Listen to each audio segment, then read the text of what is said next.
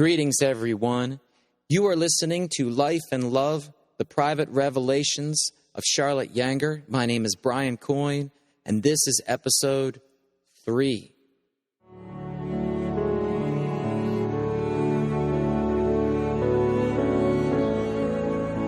You're listening to Life and Love, the Private Revelations of Charlotte Yanger and her enlightening conversations with our Lord and Savior.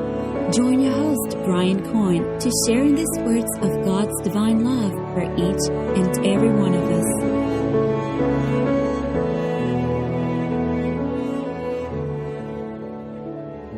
Life and Love are the private revelations of Charlotte Yanger, spanning 21 years from 1973 until 1994, during which Charlotte Yanger experienced communications with souls in heaven, speaking variously with God the Father, the Holy Spirit, Mary, and the saints, but especially with Jesus himself.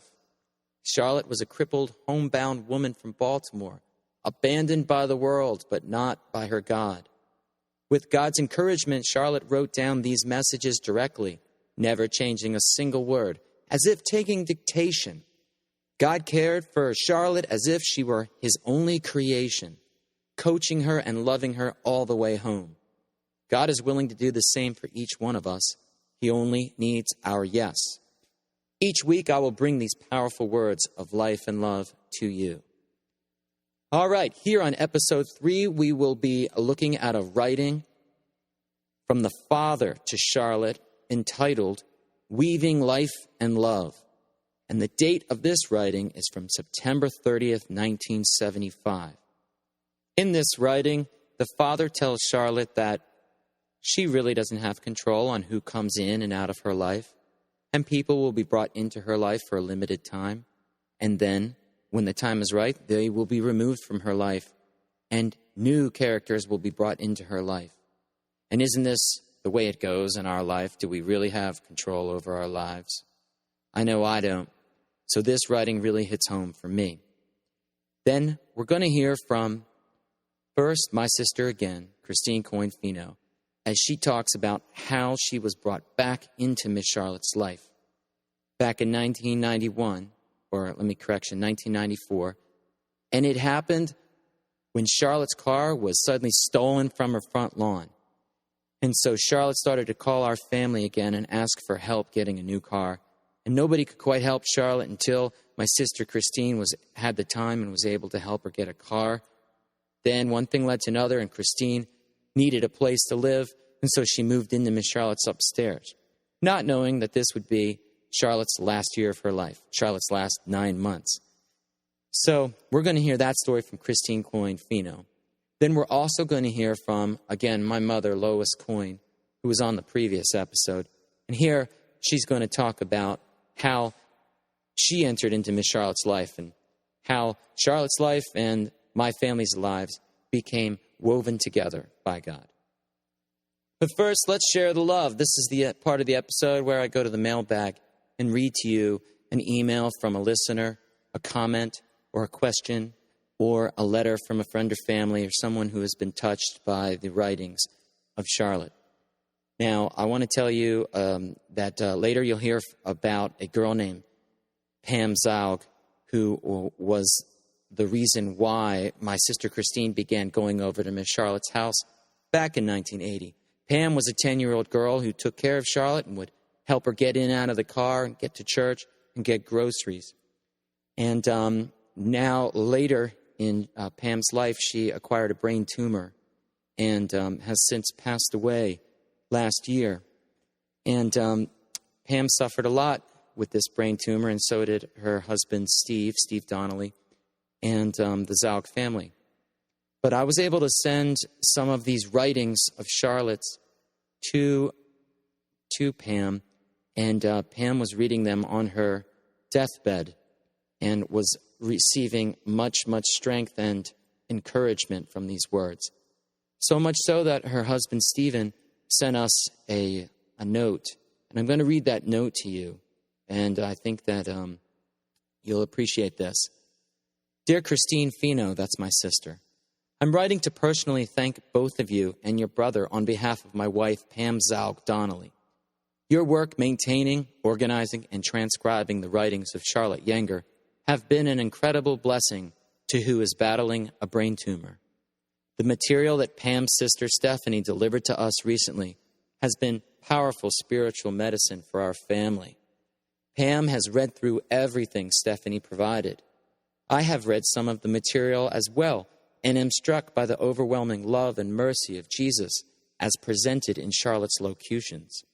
They are very similar to many sections of the diary of Sister Faustina, which I am also reading. We both really appreciate your work and implore you to continue the process you have begun. Many people that we know could benefit from what Jesus has dictated to Miss Charlotte. Sincerely, Stephen Donnelly. I, for one, find it amazing that Pammy Zaug, who, when she was 10, was caring for Charlotte, who was sick and ill, and looking after her, 30 years later, on her deathbed, she's being consoled and cared for by Jesus through Charlotte. That, to me, is the Father weaving life and love, weaving all of our lives together with His love. So, let's move on now. Let's get right into a writing. This is September 30th, 1975. The Father speaking to Charlotte, Weaving Life and Love. Weaving Life and Love, September 30th, 1975, Tuesday. Thank you, Father, for giving me this privilege of being a child of yours, a child of God. Thank you for allowing me to be born so this could be possible. Thank you for Jesus, your precious Son, and our Lord and Savior. Thank you for giving him to us. Thank you, Father, for your church and priests. Protect your church and priests, Father. Keep us always near thy Son and thee. Thank you for your Holy Spirit. Fill us with his presence so we may truly do thy holy will. The Father. My daughter, I am pleased with you this morning, and thank you for your thanks. Yes, God is thankful for a soul who responds to our touch, our love. Oh, my daughter, you are becoming more lovely in our eyes. Keep striving, keep trying, keep loving. We really are not so much interested in how many times you fail, just how many times you take our hands and say, Father, I am sorry, help me, and get up. Getting up after each fall and desiring to follow Jesus all the way home is what truly makes us happy. Yes, God becomes happy, and God becomes sad, and God becomes angry. We are happy when souls respond to our graces and seek a relationship with us. Only when man finds God does he find himself and life now, and life eternal. My daughter, you make us happy with your prayers, and you will make us more happy when you realize what your life on earth truly means in my kingdom. Every time you allow us to minister to souls through you, you make us happy, and the souls to whom you minister will be happy, for his inner desires will be satisfied, for he will find us, his God. Mankind can never, never be happy till he rests in us. God gets sad. Yes, we are sad at the choices of man's final destination, where he refuses to yield to our graces and deliberately chooses self-destruction. Oh, if he were only put out of complete existence, to know nothing any more. But this is not how it is. There is hell, and there is where man will realize total desolation. Oh, Charlotte, tell them of hell. Tell all, even if they laugh at you. It matters not how much they laugh, for unless they yield, their laughter will be an endless flow of tears of regret. Be strong, my daughter, and look out for the attacks of the evil one. He is always in the background, ready to pounce on a soul. My daughter, you have our strength and our power for you to feed upon, us in the blessed sacrament, the symbol and real presence of our love, for it is indeed my Son's sacrificial body and blood given to you in sacrifice, in love. For, my child, love is sacrifice, sacrifice of self. Love knows no limits and freely gives and gives. Never turn away from sacrifice and love. Never fear to spend yourself for God. You shall know always what we desire by the power of our Spirit within you. And my daughter, I give you helpmates. Is it not my son, John, a helpmate in the area you need help? Does not my daughter, Frances, help you in other areas when she yields to my Spirit within her? Does not my religious, my sisters and priests, aid you when you are in need? I shall never abandon you. We shall never abandon you. My people, my true people, shall never abandon you.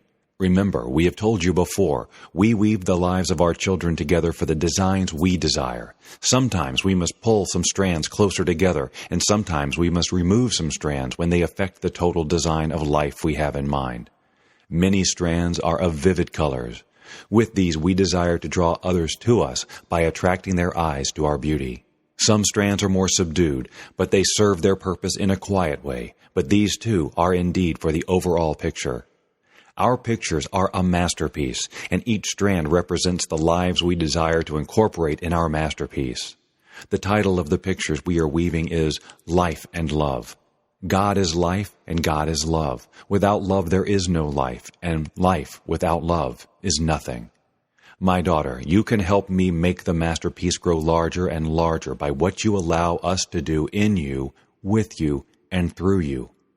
Will you truly help us in the areas we desire you to be? Make us happy. Remember, God gets happy. Help make up for the sadness we experience when we look at our creation. Remember, God gets sad. And yes, God gets angry, and you know what has happened when you read our book of life. This is no fairy tale as some try to pretend it is.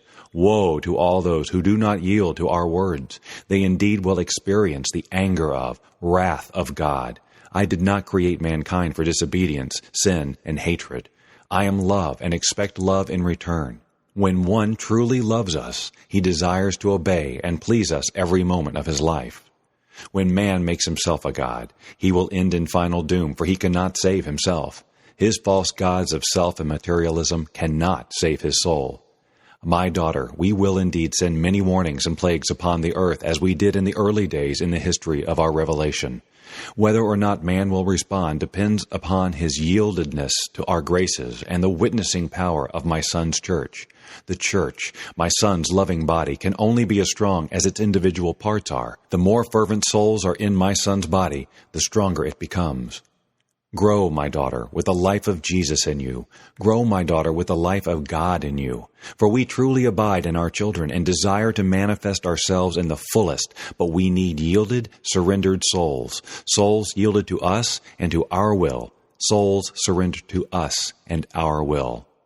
Anyone who truly wants a closer walk with us will be rewarded with our life more abundantly as they seek and seek and seek. Throughout my scriptures I have spoken, seek God, seek us, and ye shall find us. We are here, waiting, watching, and loving to give all to those who truly seek. My daughter, go now and remember. Do all you can for us each moment of the day. Tell all that God becomes happy, God becomes sad, and God becomes angry. In all these moments, God acts in the way we see fit.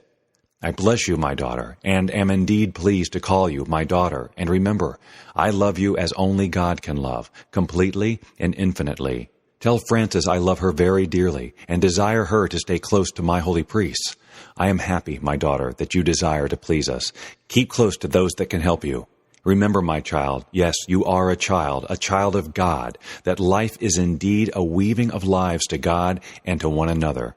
Never let self stand in the way of our relationship and the relationship with my son's living body. Remember, you have our life within you, so yield to the promptings of our spirit in you and those I allow you to be with, especially my son's priests. Okay, that was the father speaking to Charlotte on September 30th, 1975, speaking to her about how God weaves people in and out of our lives. I was struck by the paragraph, remember, we have told you before, we weave the lives of our children together for the designs we desire.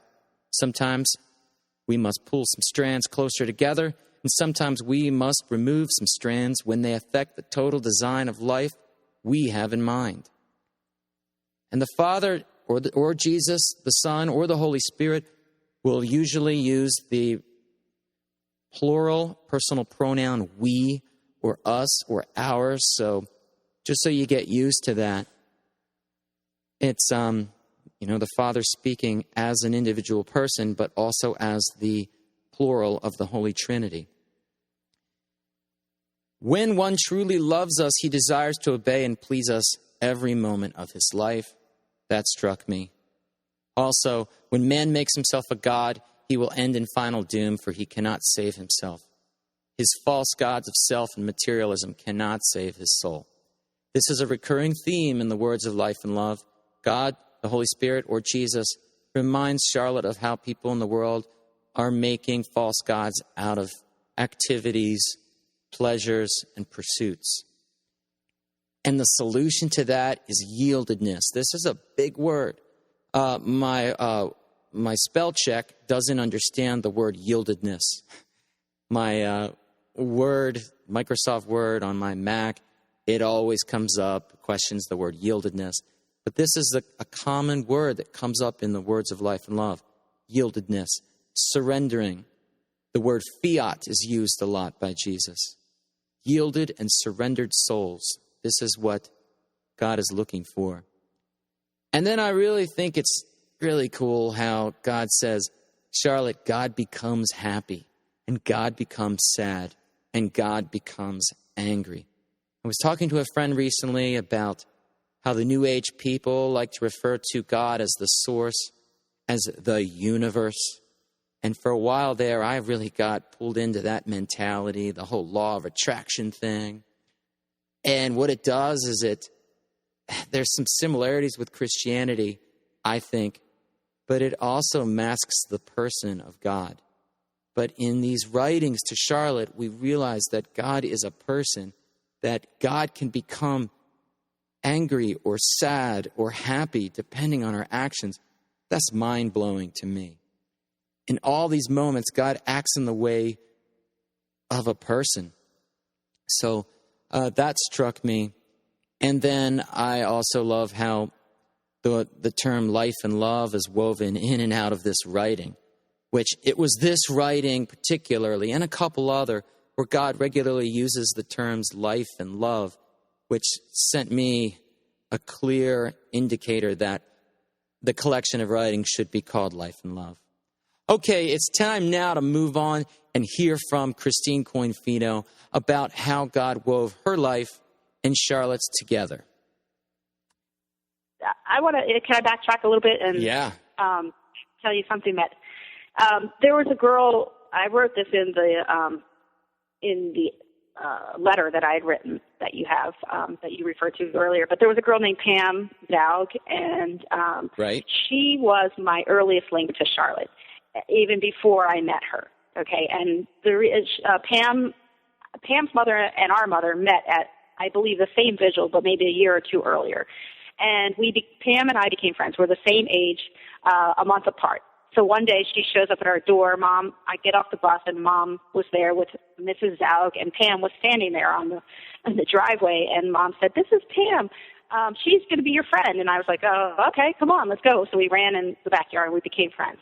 And she was a really, really incredible friend. She was just, I can't describe her right now, but I'm sure she'll be described as time goes on. But she came and slept overnight at our house, and I would sleep overnight at her house. And one night she was at our house, and she told me, it was late at night, we were under our covers, and she was telling me about this lady named Miss Charlotte, and how Pam had slept overnight at her house, and they went out in Miss Charlotte's car in the middle of the night and went to a church, and they rescued statues from this church that was closing down, and then they were driving through the alley, and then Wally saw them, and he was chasing them, and she was telling me this story that sounded like it should have been, in a movie. In a movie. And I remember saying, yeah, and I was going, what?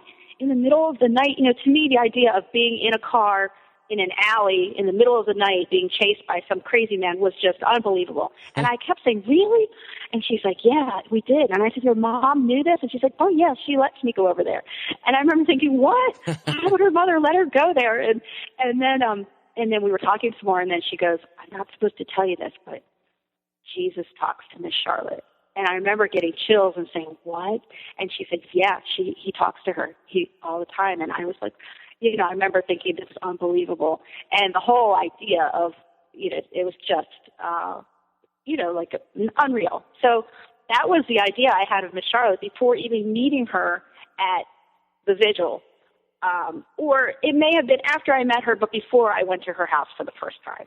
So that's a little vague, but I remember before we went to her house, well, let me go back. I was sleeping overnight at Pam's house one night, and her mom goes, "Hey, you guys are going to go to Miss Charlotte's house tonight." And I said, "Really?" And she said, "Yeah, your mom said it's okay," meaning our mom said it was fine. So I remember thinking, what? We're going to this lady's house, and all this stuff is going to happen. You know, guns are going to be shooting at us, and I was just very, very nervous. So we get there, and we go in, and as you know, it was just, you know, the house was overgrown. It was like a haunted house. You go in, and all the shades are drawn. House, right? She called it a dilapidated house, or an upside-down house, which I literally thought she meant the house was upside down. Upside down. In a cyclone. Exactly. So it was just, wow, we're going to this lady's house, and we went there, and it was just, you know, it was a lot different than, I mean, I wasn't scared once I got there, and I started to, you know, get to know her, but on the other hand, like you said, there was always the fear Wally's going to come and kill us all. And he had set the house on fire, I think 3 different times, not while we were there, but in the past, she was able to,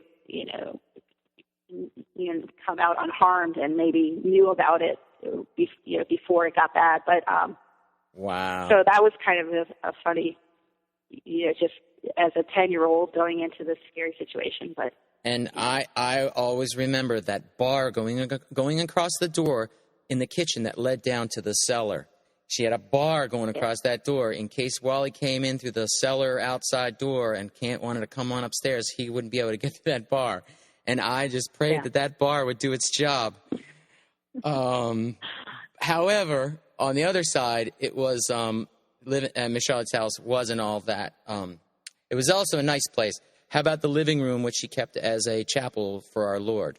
And right. How we would she'd make sure that we would genuflect every time we went across the tabernacle there in the living room. Mm-hmm.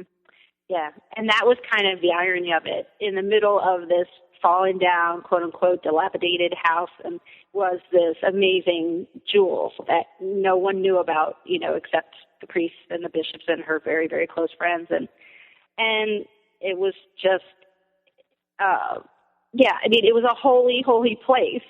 But from the outside, you wouldn't know it. And so, you could go in, and there, right in the living room, was the Blessed Sacrament. And she felt so horrible about it. I mean, just felt so unworthy, and would always just shake her head and cry and say, "Lord, I am so sorry. Here, this house is falling down, and I'm such a mess, and such a, she would say, I'm such a pig and such a mess, and here you are."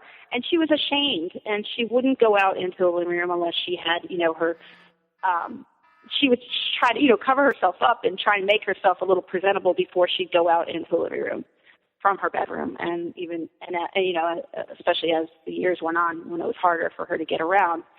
But she just felt completely unworthy and couldn't believe that Jesus was there.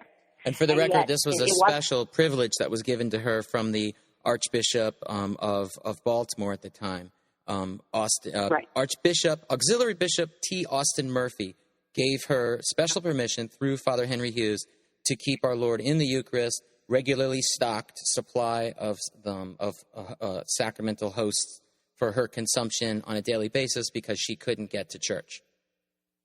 Exactly. Right. And she never asked for it either.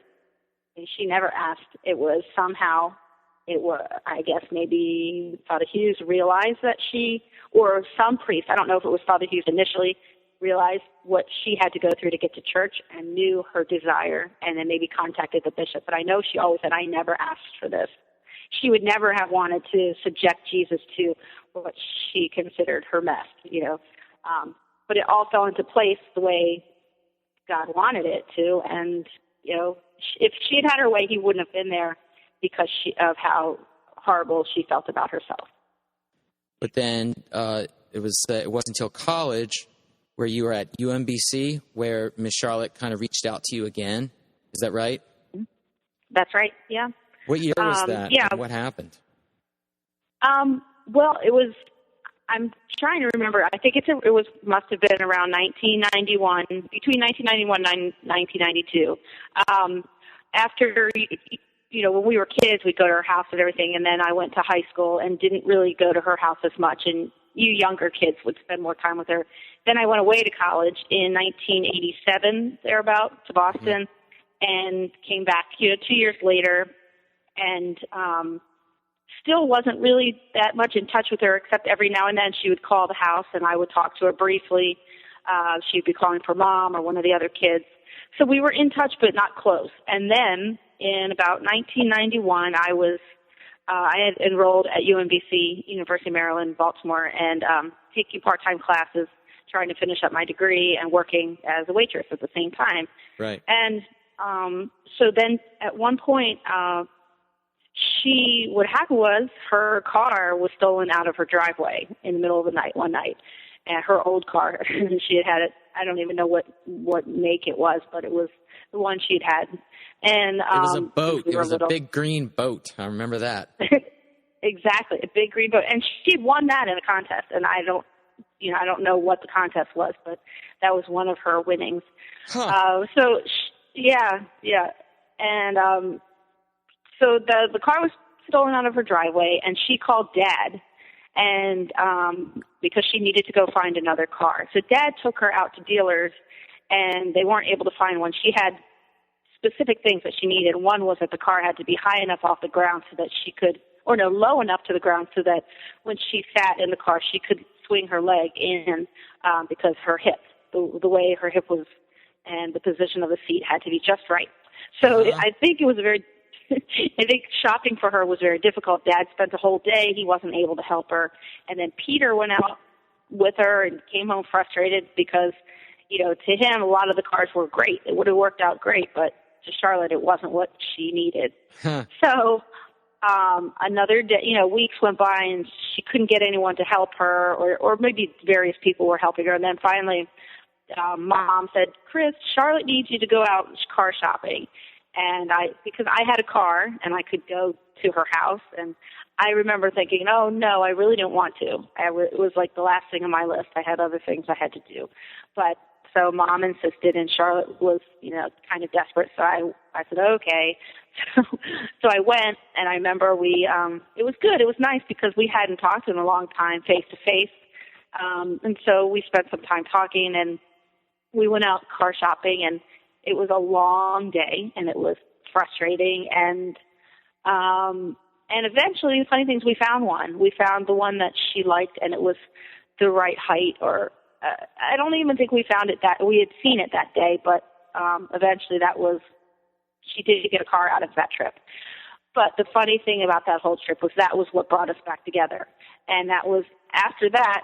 She said, well, can you come back next week and I need such and such, or you want to come back and we can go down to Mass somewhere? And I was reluctant, but I said, okay. And so that's how it started. I went back the next week, and then the next week she needed groceries, or she needed, had her coupons. So it became a very regular thing where at least once a week I would go to her house. And meanwhile, I was going to school at UMBC, which wasn't far. It was only about 20 minutes from her house. So it worked out where I was able to go after class. And so that was it. In a roundabout kind of way, that's how we got back together. And so around 91, 92, that started. And then it continued. Yeah. It's funny how her car getting stolen was what brought you back into her life again. Right. Yeah, and it was funny because later in one of her writings, when Jesus said to her, it was when she and I were living together, and he said to her, do you think it was a coincidence that your car was stolen that day? And basically told her that it was planned, or that was the reason, because it was the only thing that was his way of getting us back into each other's lives. And by the way, she needed another car anyway. Her car was on the blink, on the fritz, as she would say. So it was good timing. She needed a new car. Some robber got a good car out of it, and she and I got back together. Wow. That's funny how all that worked out. And also in Charlotte's writings, a couple of days before her car was stolen, and I think it was in 91, like you said, she was thanking God that she had finally learned detachment from her possessions, and that now all the things that she had held so sacred around the house didn't mean that much to her anymore. And she was thanking God for this new gift that he had given her. And then a day or two later, her car gets stolen. Wow. So I guess he was testing her. See Yeah. how detached she really was. Yeah. Yeah, I think she got tested Yeah. a lot. Okay, so then when did you move into her upstairs? When did you decide, hey, I think I'm going to move into her house on Ritchie Highway? Mm-hmm. Well, that took another act of God, because that was not something I wanted to do. I mean, I didn't, I loved her, but I didn't want to be there every day and every minute. So it turned in, at first it was, I just kind of had the feeling that I knew it was something I was, little by little, I knew it was something I was probably should do, but I kept putting it off. And because I was going there, eventually I started going there at least 2 or 3 times a week after class, or even if I had been there the night before and, had to rush home, get up for school, she would call me, or I would and say, can you come back today? So it got to the point where it would have made sense for me to move in sooner than I did, but I didn't. So what happened was Peter, our older brother, who I was living in his house in Elk Ridge, and everyone else had moved out, and he and I were living there for, I think, about 3 years together, just the 2 of us. And then he met his future wife, and over the course of that year, the last year I was living with him, they became engaged. And then I needed to move out because they were going to get married. So the timing was perfect. Charlotte needed me. And meanwhile, Charlotte was getting worse and worse. She couldn't get around at all by herself. She used to be able to get herself into the car and go down to the grocery store and have someone, talk someone into going in for her, or she could get into church by herself. But at this point, she couldn't do anything by herself. So it just kind of turned out where I needed a place, she needed me, and she eventually said, why don't you just move in here? And I said, okay. And I remember it was January 1st. It was the weekend of January 1st where I moved all my stuff in, and then... Of 94, right? Yes. Mm-hmm. Yep. 1994. And... Because she died 9 months later. Exactly 9 months, which later I didn't see any significance in that until later when it just was interesting that it's 9 months and the birth of a soul. Jesus would always talk to her about the birth of souls. And I think during those 9 months, my soul was transformed more than it had been in my whole life. And our relationship, took 9 months. And then, I don't know, maybe it's a stretch, but I remember the 9 months hit me because it's, a life. Oh, yeah. A life takes 9 months. So, yeah. So that's how I ended up in her house. And what were some of the things that you guys kind of butt heads sometimes because you were young and you were going out all the time, and she was, disapproving of some of your friends you were hanging with, and so there was some tension there, wasn't there? Yeah. The good thing was the people that she was disapproving of, I kind of broke in ties before she and I moved in, most of them. I was working as a waitress. And so after work, I would stay after a little bit, usually have a drink or, nothing wild or crazy. At that point, I was already 24. So I just wanted to be with friends. And she was actually fine with that. But I was in a time in my life where I didn't want to be tied down to someone. I wanted my freedom. I was thinking maybe I'm going to get married. I wasn't dating one at the time. My old boyfriend and I had just broken up before I moved in with her, so that was good timing. But it was just your normal. I didn't want to be bothered all the time by someone. Though in my heart, I knew that she was helping me, and I knew that the friendship had to be. It was definitely set up by God. And so we would argue, and about little things too. She needed a lot of help, and I was willing, but also I got frustrated and annoyed. And she was the kind of person who she loved to talk, and she could talk 3 hours at a time, and that was great, too, because I loved to talk to her, too. But then there were times when I just wanted to go, and I wanted to go, or I had to leave for work, and we were still talking, and that kind of thing. And I would just be like, oh, Charlotte, I have to go, in a surly sort of voice, and she was good about it. She knew, she knew that it was a weird situation for me to be in, and she felt bad all the time. She always felt like she was, what was the word she would use when she just felt like she was imposing? An imposition. And whereas I was living in her house, but she felt like she was imposing on me. And did she charge you rent? Was it free rent? No, it was totally free rent. And she would remind me of that at times too. She'd say, "Remember, you're living here for free," and I would have to remember. And it was just it was a normal human friendship where when you have a roommate, at times you just get sick of each other. And I was kind of, I was still young and immature. I still am. We all are, but to a point where I didn't really see what she could see, obviously. And she knew that I needed to stay with her in order to get closer to Jesus. And there he was, right in the house, and I was able to benefit from that. And I received communion with her at 12 o'clock every night. Father Hughes said that whoever was living with her or staying with her also had the privilege of receiving communion. So it was an amazing time. Yeah, we butted heads, but we always made up, and we always apologized, and we always came out better and closer. So as time went on, she became sicker and sicker and was unable to get out except to Mass. I don't know if you want to get that far. I mean, how close do you want to get to the end? You know what I want to know, since we're talking about like before her sickness, you had a boyfriend at the time, and he was not practicing his faith, or what was, she had an influence on his spiritual life? Was that Dave, your old boyfriend, Dave? Yeah. I think, though I'm not in touch with him now, I think that she really influenced him. In fact, he told me that after she died, how much of an impact he had on her. He was Lutheran, and he and I had been dating on and off for a couple of years, and he didn't really have a problem with the church, just that he was Lutheran. And so Charlotte met him on a couple of occasions where he would come and help me.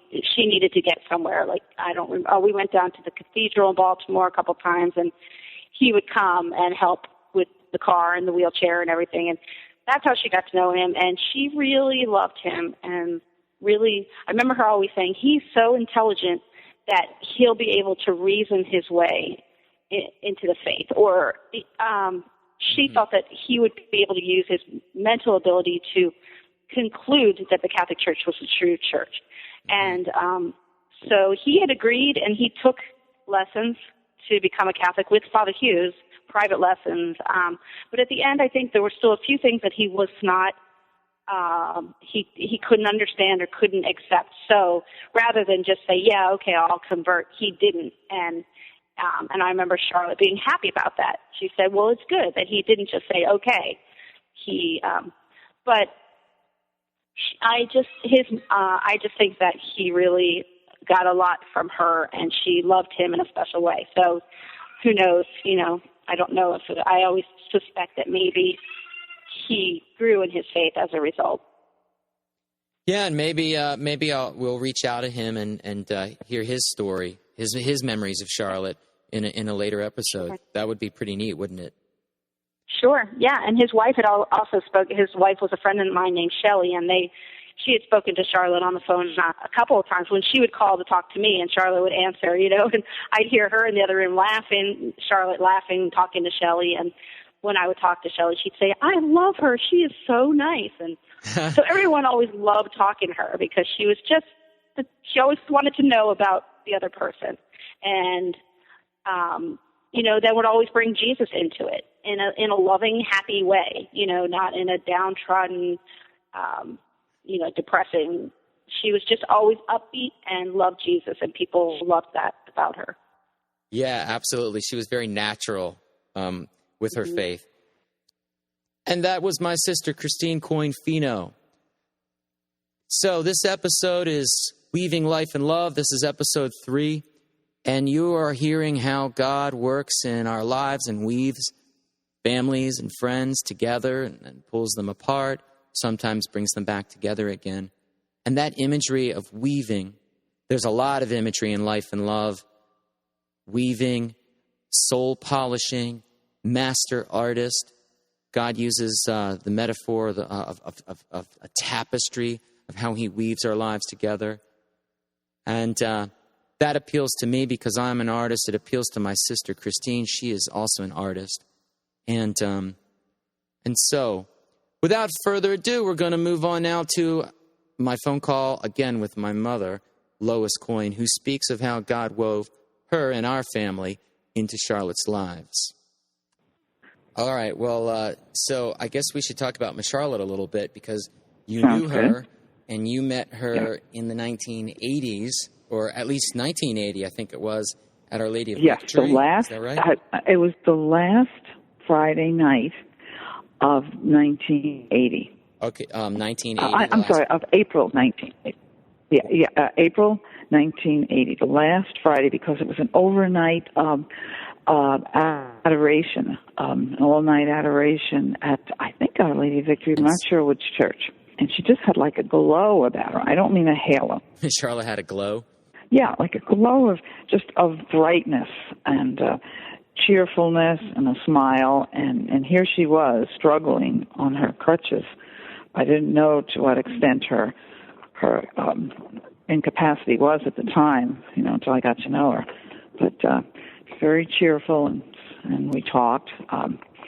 It was at the end, I guess, of the all-night adoration. And here when I think of it, how sick she had been, and she was there the whole night. Right. And yeah, she could definitely pray for hours, that Miss Charlotte. Yes. Because when we would stay over there after Holy Communion at her house, she could sometimes pray with us for 2 to 3, sometimes 7 hours. Wow, that's amazing. And her rosaries would take so long because she would meditate and talk to our Lord, after each mystery. And she didn't rush through it like I'm ashamed at times I do in order to be sure I have it said. She would spend, the more than the needed amount of time, that the ordinary person would consider. Yeah, that's right. And she would apologize in the margins of her writings. She would apologize to God for taking so long to say the rosaries. But then God would respond saying, no, this is how I want you to say the rosary, Charlotte. This is your special way of saying the rosary. Yeah, we were really lucky to know her when I think of it. How our Lord put her in our path, that night. And then 14 years, she was our friend from 1980 into 94. And of course, continues to be. But that was a long time, 14 years. So when we were little kids, you felt safe enough to lend us out to Miss Charlotte to look after her, to keep her company, and to help her clean. Yes. I mean, you must have really had a lot of trust in her. I absolutely did. I felt like she would be so safe, and not just safe, that you'd be enriched, made better for being there. And one time she was at the church, and David, who was 8 at the time, was pushing the wheelchair, and he said all of a sudden he had no more strength to get Charlotte up the hill, this little hill right near the church. Because he was a little guy. And suddenly out of nowhere, he said, it just went up the hill. The wheelchair he just pushed it, and he had the strength, or he doesn't know if the strength was his or if it was guardian angel up but it went up, because she in the wheelchair would have gone all the way back down and knocked him over too. And that would have been so embarrassing for Charlotte. Oh, yes. If it didn't kill her, or damage her, hurt her even more going down that. Oh, that would have been horrible, yeah. But I did have a lot of trust in having you guys go there. And I would talk to her probably for at least the last 10 or 12 years. She and I talked on the phone every day for about an hour. And I don't know how that ever worked when you think we had 11 kids, and yet it always seemed to work out that there was that time each day for us, she and I, to talk. And, she definitely could talk on the phone, couldn't she? Yeah, and I got a lot out of it, and she was, we were both glad to have each other as friends, but I especially was. I remember being a little kid, and she would call to talk to me. Or you would say, "Hey, Brian, Miss Charlotte wants to talk to you." And then she would talk to me for an hour. And that's right. I forgot about that. I mean, I know this will surprise you, but I would just go on and on talking about myself. And I had a captive audience in Miss Charlotte, and she would listen and listen. And it was really neat that there was some lady out there who wanted to call me and talk to me. And then she'd say, "Hey, why don't you put on your brother David? Happen. Put on David." And then I'd put David on the phone, and he'd talk to her for an hour. Dad, and then she'd invite you over. Yes, and she had a sweet tooth, so she always had popsicles in the freezer and treats and soda. All the soda I wanted. That didn't happen at home all the time. So that was Lois Coyne, my mother, speaking of how God wove her life into Miss Charlotte's and into the lives of all of the kids. And that was a real pleasure to get her on the phone and hear her story about how she got a message from Jesus through Charlotte. I also remember when Charlotte asked me one day when I was about 5 or 6, "Brian, why didn't the Lord give me kids?"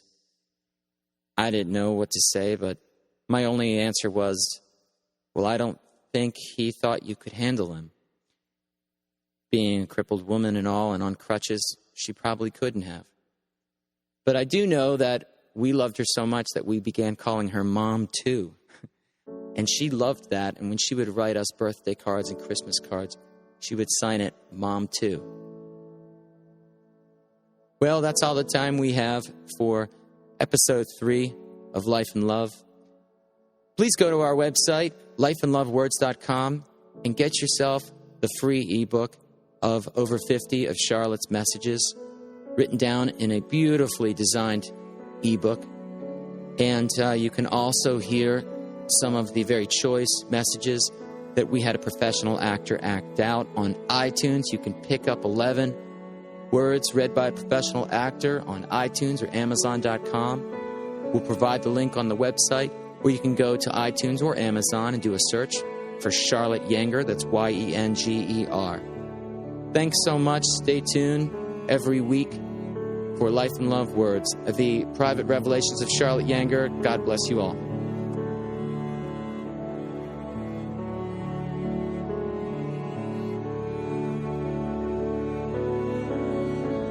To sharing more of Charlotte's stories and revelations, join us at lifeandlovewords.com, where you'll find a free ebook and an exclusive audio recording of one of her most inspiring messages.